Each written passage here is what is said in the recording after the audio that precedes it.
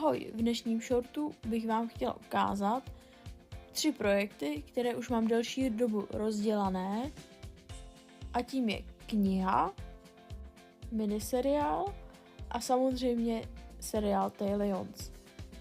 Na knize pracuji už delší dobu a díky tomu jsem se dostala do čtvrtiny knížky.